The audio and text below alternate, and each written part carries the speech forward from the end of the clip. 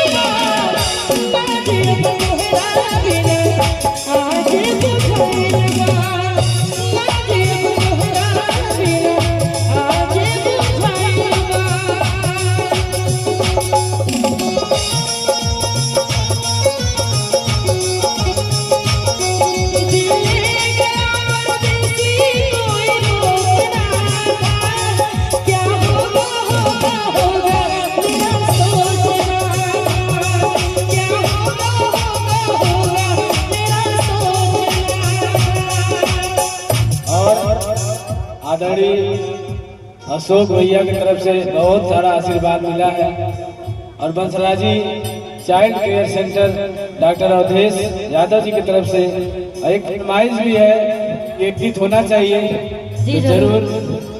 ये फरमाइश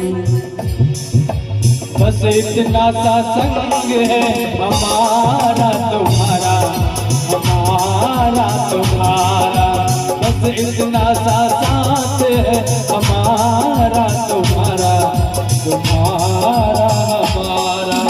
जाओ बेटी खुश रहना ले लो आशीष हमारा बस इतना सा संग है हमारा तुम्हारा तुम्हारा हमारा।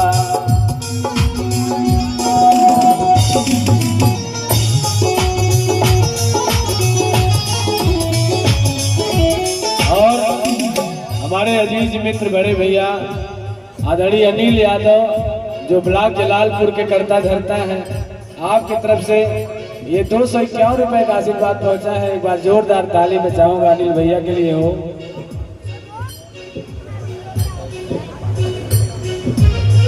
और हमारे बड़े भैया हमारे गार्जियन आर मार्का ईट उद्योग के मालिक आदरणीय विपिन सिंह भैया की तरफ से 501 रुपए का आशीर्वाद है। और ये बहुत प्यारा सा आशीर्वाद हमारे बड़े भैया आदरणीय पप्पू यादव भैया की तरफ से भी 501 रुपए का आशीर्वाद है।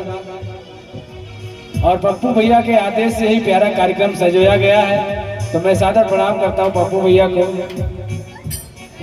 और वार्ड संख्या 66 के जिला पंचायत सदस्य प्रत्याशी दिलीप कुमार भैया हमारा तुम्हारा हमारा तुम्हारा बस इतना सा संग है हमारा तुम्हारा हमारा तुम्हारा।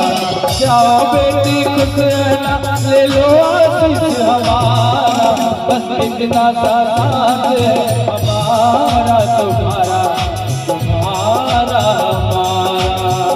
दिल जे बना पगले न होई दिल जे बना पगले न होई प्यार जे बना होई साई अब कितनी के लगे बाद में बुझा इतनी